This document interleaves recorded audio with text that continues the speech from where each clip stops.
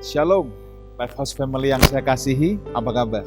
Saya berdoa kita semua dalam keadaan baik-baik saja dan sehat-sehat saja. Saudaraku, pada kesempatan pada malam hari ini di Live Cell ini, kita akan diberkati oleh kebenaran firman Tuhan yang akan menguatkan kita. Tetapi sebelum saya mengundang pembicara yang akan melayani kita pada kesempatan ini, mari kita berdoa sama-sama. Bapa dalam sorga, kami bersyukur untuk kesempatan demi kesempatan yang Tuhan masih berikan untuk kami boleh terus belajar kebenaran firman-Mu. Kami berdoa supaya kebenaran-Mu menerobosi hati pikiran kami, supaya kami terus diubahkan. Terima kasih Bapa, kami mau buka hati kami selebar-lebarnya, menjadi tanah hati yang subur, yang siap melipat gandakan benih kebenaran firman Tuhan yang akan ditabur pada malam hari ini. Terima kasih. Hanya di dalam nama Tuhan Yesus, majikan kami yang agung, kami berdoa. Sama-sama kita katakan, amin. Saudaraku, siapkan hati saudara, siapkan catatan saudara, siapkan Alkitab saudara. Kita akan diberkati oleh salah seorang hamba Tuhan senior. Saya panggil dia abang, karena memang abang saya juga.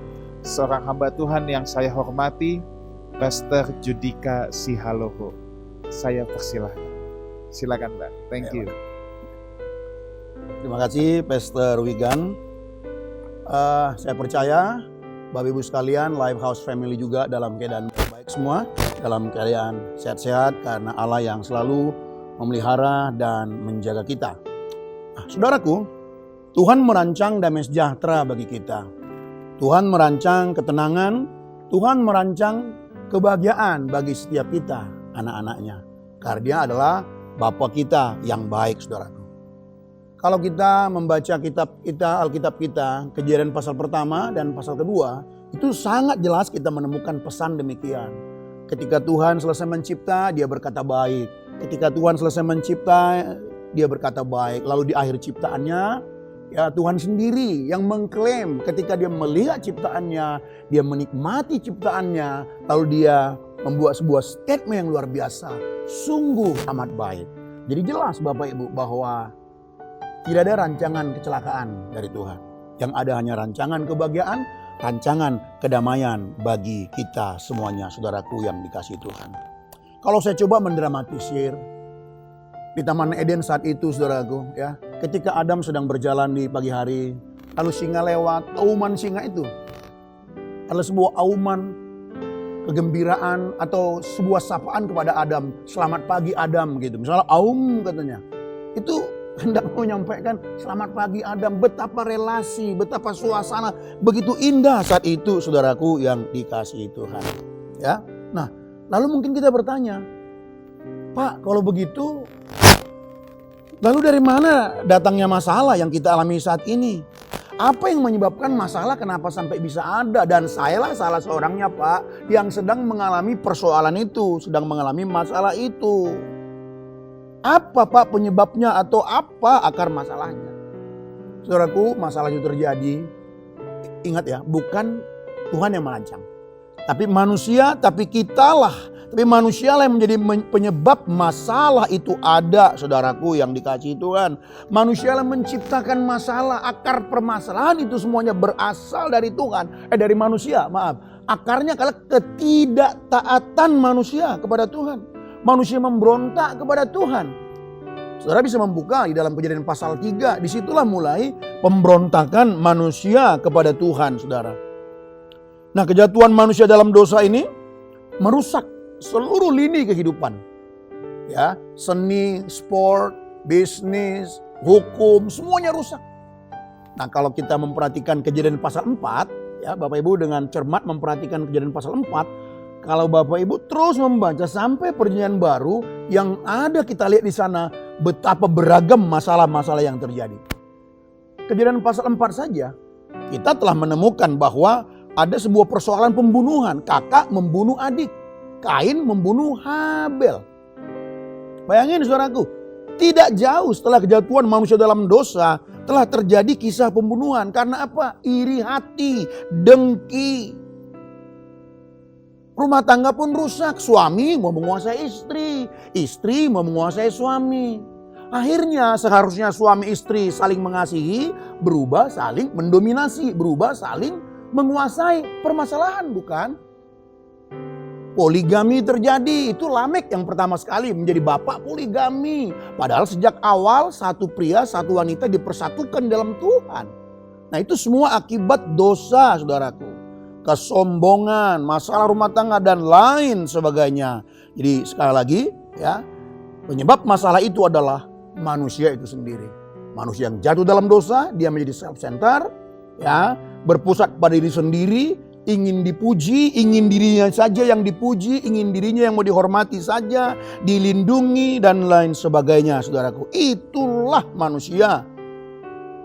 Hidupnya hanya memuaskan egonya, dia hanya memuaskan hawa nafsunya, saudaraku yang terkasih. Di dalam perjanjian baru, Paulus pun menyampaikan hal yang senada sebenarnya, saudaraku ya. Di dalam 2 Timotius, kalau saya membaca, dalam 2 Timotius pasal 3, ayatnya yang pertama dan kedua, ketahuilah bahwa pada hari-hari terakhir akan datang masa yang sukar. Manusia akan mencintai dirinya sendiri dan menjadi hamba uang dan lain sebagainya. Paulus meletakkan cinta diri pada urutan teratas. Keadaan makin sukar, akan semakin banyak persoalan. Penyebabnya apa? Senada dengan dikatakan kitab Kejadian tadi, Paulus pun mengutip tentunya dari situ. Ia berkata bahwa akarnya adalah cinta diri. Akarnya adalah cinta diri. Cinta diri akhirnya menjadi cinta uang. Nah inilah menjadi akar semuanya. Saya mengatakan ini supaya kita tidak mempersalahkan Tuhan. Sebab ada banyak juga orang-orang percaya mempersalahkan Tuhan. Tuhan yang disalahkan ketika masalah terjadi dalam kehidupannya. Nah, saudaraku yang dikasihi Tuhan, tentu masalah yang kita mau bahas ini, ya kita beri pengertian, yaitu keadaan yang membuat seseorang menjadi tidak nyaman, saudaraku. Nah, bagaimana dengan saudara saat ini? Mungkin saudara adalah orang yang sedang mengalami masalah itu. Apalagi di tengah-tengah situasi pandemi virus corona ini, saudaraku. Bukan cuma saudara, bukan cuma saya, tapi seluruh dunia dibuat kewalahan oleh karena virus ini, saudara. Ya mungkin saudara ada orang yang sedang mengalami persoalan itu. Hubungan saudara menjadi rusak.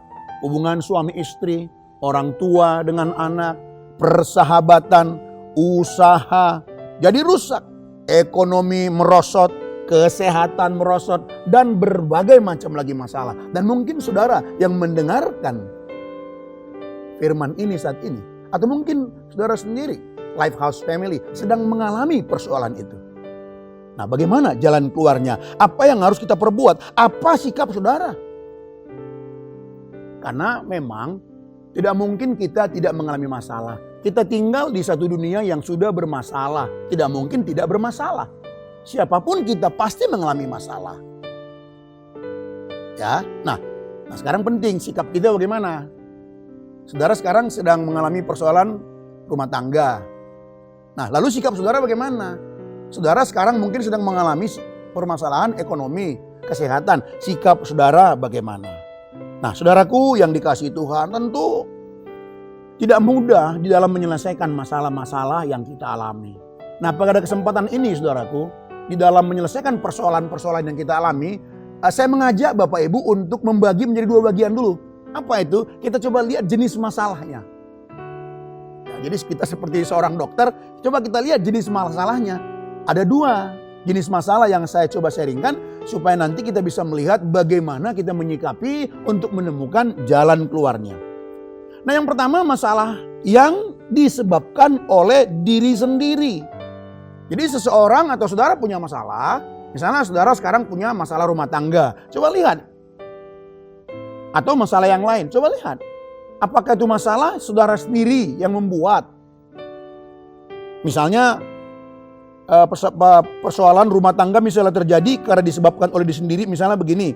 Ya, melihat penghasilan kurang. Emang salah? Apakah masalah penghasilan kurang? Sebagai orang percaya harusnya penghasilan kurang bukan masalah. Amin. Kan gitu. Saudara melihat istrimu atau suamimu kurang cantik, kurang ganteng. Jadi kalau pasangan kita kurang cantik salah. Apakah masalah kurang cantik? Apakah masalah kurang ganteng? Siapa yang pilih sejak awal?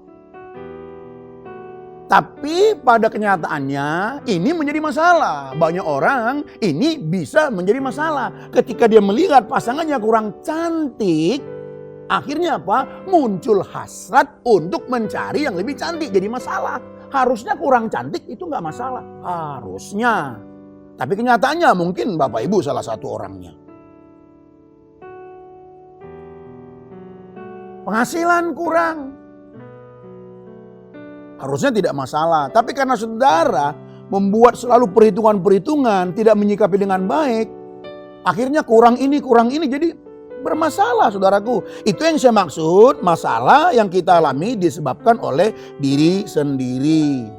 Tidak puas dengan pasangan. Pasanganku ini tidak perhatian. Akhirnya apa? Dia mencari orang yang lebih perhatian kepadanya. Akhirnya menjadi masalah saudaraku yang dikasihi Tuhan. Melihat tetangganya cuek, melihat tetangganya sombong, melihat tetangganya angkuh, melihat tetangganya membangun rumah yang lebih besar dari dirinya. Harusnya itu gak masalah bagi kita. Tapi karena kita membuat asumsi-asumsi, atau karena kita mau memuaskan hawa nafsu kita gak mau kalah sama tetangga, dia bangun rumah 3 lantai, aku pun minimum harus 3 lantai. Sementara kemampuan kita tidak ada, akhirnya jadi masalah. Boros. Ekonomi jadi rusak, hancur karena boros. Itu kan masalah yang bukan dibuat oleh orang lain. Jangan salahkan para penjual-penjual barang tersebut. Semua kita bisa kontrol dari diri kita. Yakobus berkata, seseorang itu dicobai dari dalam dirinya. Nah, coba saudara cek, saudara buat checklist. Masalah yang saudara alami sekarang itu karena siapa? Supaya kita bisa tepat menemukan jalan keluarnya. Ya, saudara-saudaraku yang dikasihi Tuhan. Nah, oleh karena itu, perhatikan dengan baik contoh-contoh yang saya sampaikan tadi itu, saudaraku. Jadi sebenarnya masalahnya apa? Ya, masalah yang sesungguhnya saudaraku bukanlah keadaan sulit yang saudara alami sekarang. Misalnya saudara suami istri cekcok sekarang. Percekcokan ini itu bukan masalah yang sesungguhnya. Akhirnya ekonomi saudara sekarang rusak atau hancur karena pemborosan. Ingat, masalah saudara yang rusak, ekonomi saudara yang rusak ini itu bukan masalah yang sesungguhnya. Mungkin maaf saudaraku, saya kasih contoh ekstrim. Mungkin akhirnya terjadi perselingkuhan. Saya mau sampaikan, perselingkuhanmu itu bukan itu masalah yang sesungguhnya. Jadi seluruh masalah-masalah yang termanifestasikan, masalah-masalah yang tampak di luar, itu bukan masalah yang sesungguhnya. Ingat dalam konteks poin pertama ya, bahwa ada masalah yang disebabkan oleh diri sendiri. Jadi bukan itu masalah yang sesungguhnya Bapak Ibu yang terkasih ya. Nah, jadi jika demikian, apa sih masalah yang sesungguhnya? Masalah yang sesungguhnya adalah diri saudara sendiri. Diri kita sendiri. Diri kita sendiri saudaraku. Karena saudara tidak puas dengan pasanganmu. Karena dia makin kurus, karena dia makin gemuk. Saudara gak puas. Kurang cantik menurut saudara. Kurang perhatian menurut saudara. Akhirnya saudara berusaha mencari yang bisa memuaskan dirimu. Akhirnya engkau masuk dalam suatu masalah. Jadi masalah itu bukan apa yang termanifestasikan atau keributan-keributan yang terjadi. Tapi diri saudara sendiri. Coba kalau dari awal saudara bisa berkata, sekalipun pasanganku ini ya kurang perhatian menurutku, aku harus tetap menunjukkan kasihku padanya. Sekalipun dia makin gemuk sekarang, aku harus bisa berkata, aku puas dengan dirimu. Karena apa? Kepuasanku Tuhan. Jadi Bapak Ibu yang dikasihi Tuhan, ya, saudara tidak puas dengan barang-barang yang sudah ada. Ekonomi saudara rusak dulu bagus karena pemborosan. Kenapa? Karena saudara nggak puas dengan barang-barang yang sudah ada. Saudara sudah punya berlian, pengen lagi, misalnya. Akhirnya apa? Bukan nggak boleh punya, jangan salah loh ya. Jangan salah. Ya kalau saudara punya uang ya beli saja lah. Tapi masa sih nggak pernah puas? Ya memang kita nggak pernah puas. Kita baru bisa puas ketika kita menemukan kepuasan di dalam Tuhan. Beli ini, beli itu, beli ini, beli. Nggak pernah puas dengan apa? Semua kita pengen yang lebih baik. Tapi tolong definisikan apa itu yang lebih baik. Kita pengen yang lebih baik karena melihat yang sekarang kurang baik. Coba lihat permata, berlian, tas, dan semua yang saudara miliki. Bisakah saudara melihat itu sudah baik? Kalau saudara bisa berkata, Tuhan ini sudah baik bagiku untuk hari ini. Terima kasih Tuhan. Saudara akan bisa merasa puas. Sehingga tidak muncul pemborosan demi pemborosan. Yang akhirnya menimbulkan masalah. Nah, jikalau demikian bagaimana Pak? Oke Pak, saya sadar Pak sekarang. Saya ngerti saya penyebab masalah yang terjadi. Keributan dalam rumah tanggaku, persoalan ekonomiku, relasiku yang rusak dengan papa mertua, dengan mama mertua, hubunganku yang rusak dengan anak-anak aku tahu. Itu Tuhan, karena aku yang salah. Aku yang salah, aku yang begitu ego, aku yang memuaskan hawa nafsuku selama ini. Jadi bagaimana jalan keluarnya? Yang pertama, tidak ada pilihan lain kecuali bertobat. Alkitab saudaraku bicara bertobat. Ya, itu metanoia, diterjemahkan dari kata Yunani metanoia. Yaitu perubahan cara berpikir, perubahan konsep, perubahan mindset. Jadi cara berpikir kita harus cara berpikir Kristen, saudaraku. Coba saudara bisa memiliki rasa puas. Coba saat ini, kalau Lifehouse Family malam hari ini sedang mendengarkan program ini, mungkin di sampingmu pasanganmu, coba lihat dia, lalu katakan padanya, oh my darling, aku puas padamu. Selesai. Padahal dia menurut hitung-hitungan jasmanimu tambah jelek. Tapi itulah cara pikir Kristen. Engkau bisa berkata sekalipun engkau tambah gemuk, tapi aku puas padamu. Gak mungkin masalah. Sehingga masalah tidak menjadi masalah. Ada masalah tapi tidak menjadi masalah. Sering sekali masalah menjadi masalah karena masalah itu dipermasalahkan. Makanya penting cara pandang Kristen, saudaraku. Jadi bertobat. Bapak Ibu mau bertobat? Bagi saudara yang boros, hari ini bertobat. Ya, bertobat. Relasimu dengan sesamamu rusak, bertobat itu karena angkuhmu, sombongmu.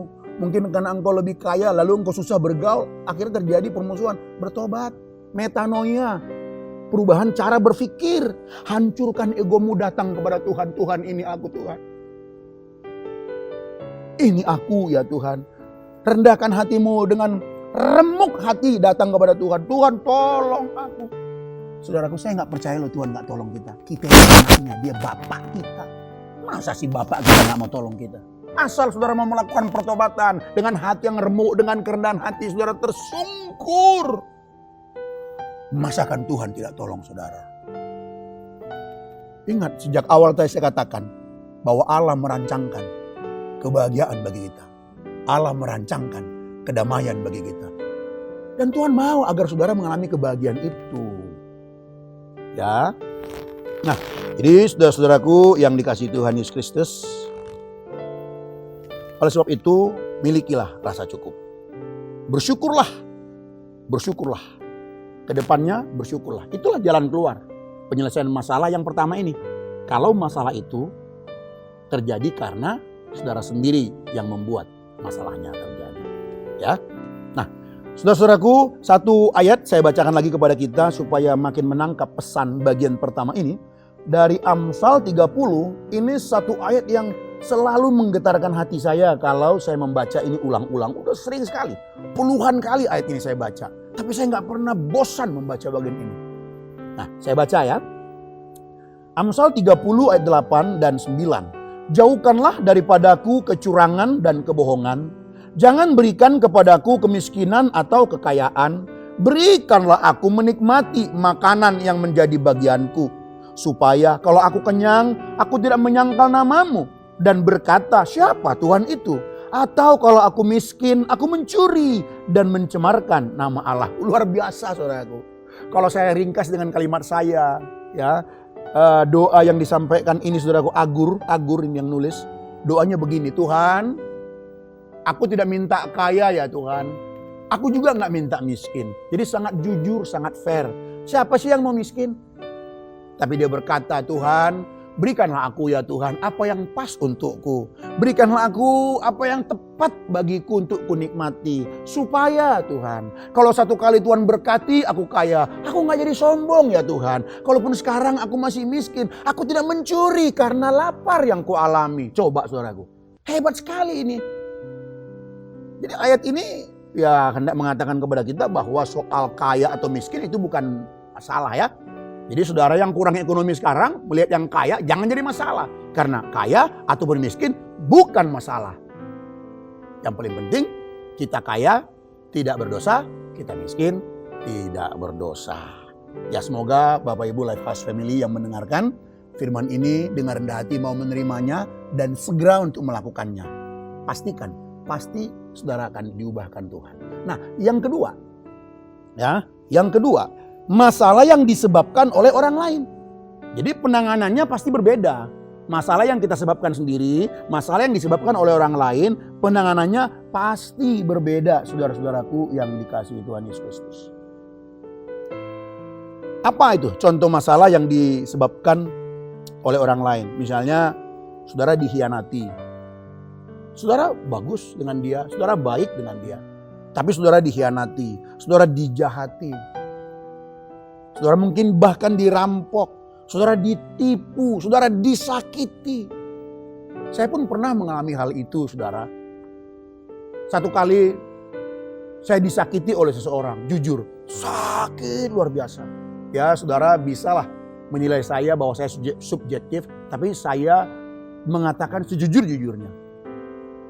Bahwa saya tidak ada melukai dirinya, saya tidak menyakitinya. Ya, saya tidak melukainya, saya tidak berbuat hal yang salah, saya tidak berbuat hal yang jahat padanya.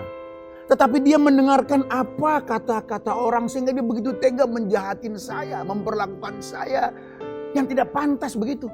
Dan itu saudaraku sakitnya luar biasa. Sakitnya luar biasa saudaraku yang dikasihi Tuhan.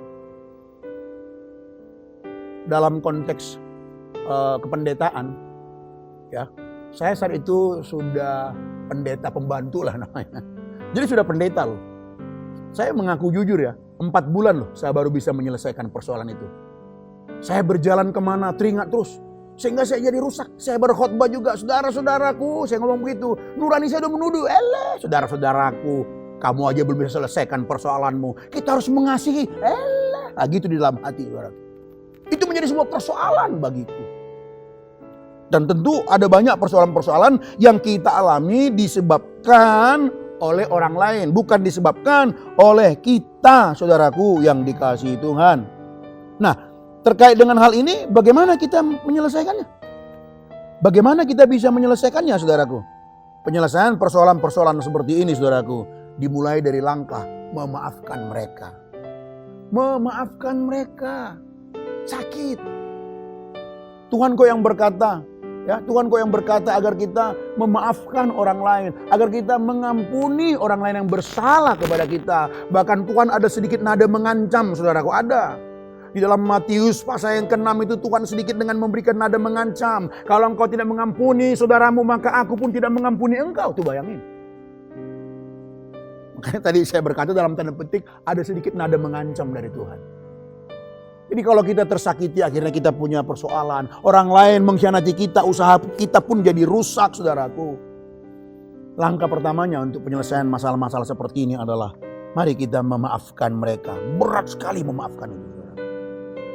Karena apa? Natur kita manusia yang sudah jatuh dalam dosa. Natur kita akan puas ketika kita membalas.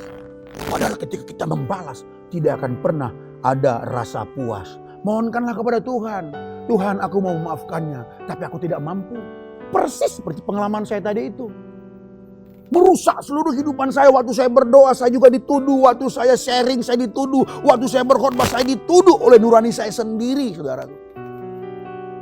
Akhirnya saya menyerah, Tuhan aku tidak mampu. Tuhan aku tidak mampu Tuhan. Tapi aku mau memaafkan dia, tapi aku tidak mampu ya Tuhan. Sampai satu kali setelah 4 bulan, saya ingatlah kurang lebih 4 bulan. Ketika saya terus bergumul agar aku bisa memaafkan dia. Tuhan memberikan kepadaku satu ayat, Galatia 2 ayat 20. Adapun hidupku ini bukan aku lagi, tapi Kristus yang hidup di dalam aku. Saat itu saya mengerti saudaraku, bahwa Judika sudah mati. Yang hidup Tuhan di dalam diriku. Kalau Tuhan yang hidup di dalam aku, masakan Tuhan tidak mengampuni? Kalau memang Tuhan yang hidup di dalam aku, masakan Tuhan tidak memaafkan? Hatiku pecah, air mataku mengalir. Saat itu dalam pergumulan 4 bulan, saudaraku, seperti batu yang dihancurkan, pas. Saudara tahu? hatiku memaafkan dia. Langsung aku mencari, di mana itu orang? Di mana orang itu? Saya mau minta maaf padanya, padahal saya sendiri tidak ada buat yang salah kepada dia. Tapi itulah memang ajaran Tuhan bagi kita. Tuhan adalah pihak yang benar, dia mencari pihak yang bersalah, mengajak ayo berdamai. Tuhan tidak pernah mencari siapa yang salah, siapa yang benar. Dia pihak yang benar kok, manusia yang bersalah. Tapi pihak yang benar, dia Allah kita, dia turun dari sorga, dia mengulurkan tangannya. Ayo. Engkau suami, mungkin persoalan dalam rumahmu itu ulahmu. Ya, sehingga istrimu jadi terluka. Jadi istri, maafkan suamimu ya. Demi apa? Demi keselamatan rumah tanggamu. Bukan sekedar di bumi, demi keselamatan keluargamu sampai di kekalan nanti. Jadi spiritnya bukan yang lain, demi keselamatan kita. Demi keselamatan kita, saudara-saudaraku yang dikasihi Tuhan. Nah, Bapak Ibu yang terkasih, jadi mari kita memaafkan mereka. Sesakit apapun itu, kita tidak punya pilihan yang lain selain memaafkan. Mengampuni mereka, saudara yang dikasihi Tuhan. Sebab tanpa pengampunan ini, tanpa maaf, saudara tidak akan pernah bisa menyelesaikan itu, saudara. Ya. Dan kemudian Alkitab juga memberi jawab kepada kita bahwa Allah itu akan memberikan jalan keluar. Jadi ketika saudara punya persoalan, Allah itu memberikan jalan keluar kepada kita. Cobalah. Yang berjanji bukan manusia loh. Yang berjanji sekalipun dia manusia ataupun pejabat yang sebenarnya dia bisa, tapi belum tentu juga ditepatin. Yang berjanji itu adalah Tuhan. Tuhan berjanji kepada kita, anakku, pencobaan yang kau alami, masalah yang kau alami itu adalah masalah biasa. Jadi jangan kau buat luar biasa ya. Jangan, semua orang juga mengalami hal-hal yang sama seperti yang kau alami anakku, kata Tuhan. Jadi jangan norak ya, semua mengalami hal yang sama. Jangan engkau merasa bahwa engkau punya masalah yang paling besar di kolong langit ini. No, kata Tuhan.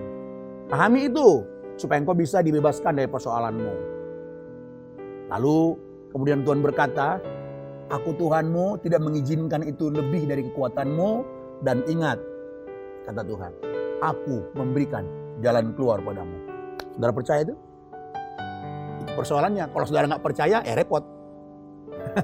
Saudara tidak akan bisa keluar dari persoalan saudara itu, saudaraku yang dikasihi Tuhan. Ya, tapi walaupun Allah berkata, aku memberikan jalan keluar padamu, bukan berarti kita lepas tanggung jawab. Tanggung jawab kita tetap kita kerjakan. Kalau saudara punya persoalan ekonomi sekarang, tetaplah kerjakan bagianmu. Tetap bekerja dengan baik, pikirkan dengan baik, diskusi dengan teman-teman yang sukses. Mungkin saudara ketemu dengan orang yang pernah mengalami persoalan yang sama, lalu dia sudah bebas dan diskusi kepadanya. Sekali lagi, sekalipun Tuhan berkata, aku memberikan jalan keluar padamu, bukan berarti kita diam saja. Kita tetap melakukan bagian kita, saudaraku yang dikasihi Tuhan. Jadi ketika kita juga berupaya mengusahakan jalan keluar dari berbagai masalah yang kita alami, ingat, nah ini penting saudaraku, catat baik-baik.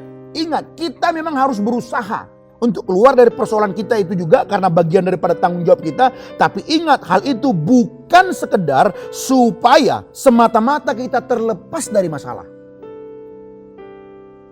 Bukan semata-mata supaya kita terlepas dari masalah dan bisa akhirnya menikmati kebahagiaan, bisa menikmati kedamaian karena sudah lepas dari masalah. Bukan itu tujuannya semata-mata, saudaraku yang dikasihi Tuhan. Karena kita tahu bahwa kebahagiaan kita sebagai orang percaya adalah Tuhan itu sendiri. Dan kita juga tidak boleh berpikir bahwa ketika persoalan kita sekarang telah dilepaskan Tuhan, maka ke depan tidak ada masalah lagi. Tetap ada. Karena kita tinggal di satu dunia yang sudah rusak karena dosa. Ke depan kita pasti akan mengalami masalah. Itulah sebabnya mengupayakan jalan keluar dari persoalan bukan sekedar kita semata-mata dilepaskan dari masalah dan menikmati kebahagiaan. Tetapi kita juga harus melihatnya bahwa kita berupaya menyelesaikan masalah kita. Itu adalah bagian dari pelayanan kita kepada Tuhan. Itu bagian daripada pengabdian kita kepada Tuhan. Luar biasa bukan? Saudara punya masalah lalu saudara bersama dengan Tuhan mencari jalan keluar, spiritnya adalah itu bagian pengabdian saudara kepada Tuhan. Itu bagian daripada pelayanan saudara kepada Tuhan. Wow, Sebab jikalau ada orang percaya, dia tidak mengupayakan dalam penyelesaian masalahnya, dia bukanlah orang percaya. Dia bukan anak Bapa surgawi. Anak Bapa surgawi itu dia pasti mengupayakan. Ya, dia masuk dalam doanya. Kenapa kita mesti berdoa, saudaraku? Sebenarnya doa itu, ya kita tahu ya, doa itu adalah nafas hidup, betul. Tapi dalam konteks ini, saya mau menyampaikan, doa itu adalah ungkapan dari ketidakmampuan kita. Ungkapan dari keterbatasan kita. Jadi ketika kita berdoa, saudaraku, sebenarnya kita sedang berkata kepada Tuhan, Tuhan, aku terbatas. Tuhan, aku tidak mampu. Itu sebenarnya, saudaraku, yang dikasihi Tuhan. Akhirnya, Bapak Ibu yang terkasih ya, kita bisa melihat bahwa masalah yang ada ini merupakan sarana yang dipakai Tuhan untuk menjadikan kita menjadi pribadi yang mulia, pribadi yang agung di mata Tuhan. Itu saudaraku yang dikasihi Tuhan. Usaha keras atau kerja keras yang kita lakukan adalah untuk menyelesaikan masalah agar kita menjadi anak Tuhan yang dewasa, agar kita bisa lebih maksimal lagi dipakai Tuhan di dalam bidang kita masing-masing. Ketika saudara ya menyelesaikan persoalanmu itu, engkau bisa menyaksikan kepada orang lain bahwa ada Tuhan yang selalu menyertai. Tapi memang ya terkadang ada penyelesaian yang berbeda dari Tuhan. Sering sekali persoalannya masih ada, tapi anak Tuhannya sudah merdeka. Ada seperti itu. Jadi memang Tuhan itu beragam. Ya, beragam sekali, kaya sekali sebenarnya Alkitab kita berbicara soal penyelesaian masalah. Contoh dalam Alkitab misalnya ya, persoalannya masih ada, tapi orangnya sudah merdeka. Siapa itu? Asaf. Asaf seorang rohaniwan yang satu kali kecewa. Kenapa kecewa? Karena dia lihat dirinya banyak masalah, padahal dia saleh. Tapi dia mau berkhianat, dia takut. Dia takut kepada angkatan selanjutnya. Dia mungkin malu terhadap keturunan-keturunan selanjutnya. Dia dikenal sebagai pelayan Tuhan. Kenapa jadi menjadi kecewa begini? Akhirnya dia mencari dan menemukan. Ketika dia berada dalam hadirat Tuhan, saudara yang dikasihi Tuhan. Ya, Tuhan mencelikkan matanya. Tuhan mencelikkan mata batinnya. Sehingga dia berkata, sekarang aku mengerti. Akhirnya muncul sebuah statement dari Asaf, saudaraku. Sekalipun dagingku habis lenyap, engkau gunung batuku. Hebat bukan? Persoalannya masih ada. Tapi persoalan yang ada tidak dibuatnya menjadi sebuah persoalan. Masalah yang ada tidak dibuatnya menjadi masalah yang sungguhnya. Masalah bagiku adalah kalau relasiku dengan Tuhan terganggu, kalau hubunganku dengan Tuhan tidak baik, menimbulkan karakterku jadi rusak. Ini bisa mengakibatkan kebinasaan bagiku. Tercelik mata batinnya sehingga dia bisa berkata, selain kau tiada yang lain. Sekalipun dagingku dan hatiku habis lenyap, gunung batuku dan bagianku, tetaplah Allah selama-lamanya. Itu sebenarnya persoalan dia masih ada loh. Tapi ini orang sudah merdeka. Tuh. Jadi kaya sekali Alkitab kita, saudaraku yang dikasihi Tuhan. Nah, akhir kata, orang yang dewasa akan berusaha menyelesaikan masalahnya dengan menggunakan semua potensi yang ada pada dirinya. Ini bukan berarti kita tidak mengharapkan pertolongan Tuhan. Enggak, bukan gitu. Selalu ingat ya, Tuhan dan kita selalu berjalan bersama, selalu bekerja bersama, selalu bersinergi. Tapi kalau saudara tidak mampu, kalau saudara punya persoalan, datanglah kepada Tuhan. Mintalah pertolongan kepada Tuhan. Saya mau tekankan sekali lagi, Dia Bapa kita. Dia Bapa kita. Dia Bapa kita yang mendengar. Nah, kapan timingnya? Jangan paksa, saudara. Biarkan semua terjadi dengan timingnya Tuhan. Biarkan semua terjadi dengan waktunya Tuhan, saudaraku. Ya, kita ada bagian kita, ada bagian Tuhan. Kalau kita sendiri tidak mau untuk menyelesaikannya, saudaraku, maka Tuhan sendiri pun tidak akan mau menolong kita. Sebab Tuhan tidak menolong orang yang tidak mau menolong dirinya sendiri, saudaraku yang dikasihi Tuhan. Dan semoga masalah yang saudara alami sekarang, baik itu yang saudara sendiri yang buat maupun yang karena orang lain, Ya, kiranya itu semua menjadi satu sarana, alat yang membawa kita kepada pengenalan kita akan Tuhan lebih baik lagi, saudaraku yang dikasihi Tuhan. Akhir kata, bersyukurlah atas seluruh kehidupan yang engkau alami. Ini kata kuncinya sebenarnya. Supaya apa? Supaya ke depan kita tidak mengalami persoalan-persoalan yang kita buat sendiri tadi. Kiranya kebenaran ini memberkati kita semuanya. Tuhan Yesus memberkati. Amin. Mari kita berdoa. Ya, kalau Bapak Ibu tidak keberatan, yang di rumah boleh berdiri bersama-sama. Kita tutup dalam doa ibadah kita pada malam hari ini.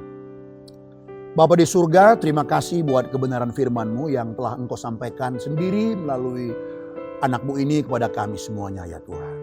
Kami percaya, kami mendapatkan penyingkapan kebenaran firman-Mu. Sekarang kami mengerti Tuhan. Tidak mudah mempersalahkan orang lain ketika kami ada masalah. Sehingga kami tidak mempersalahkan Tuhan karena Tuhan tidak pernah setting persoalan dalam kehidupan kami ya Tuhan. Hari ini kami mengerti Bapa. Tuhan, jikalau di antara anak-anak-Mu ini yang sadar bahwa mereka lah sebenarnya sumber masalahnya, Engkau menjamah mereka saat ini Tuhan.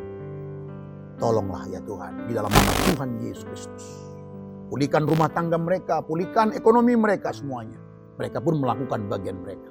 Mungkin ada anak-anak-Mu yang mengalami masalah karena orang lain, karena pihak luar Tuhan. Bapa, mampukan dia bisa memaafkan. Berikan dia kekuatan, kemampuan untuk mengampuni ya Tuhan.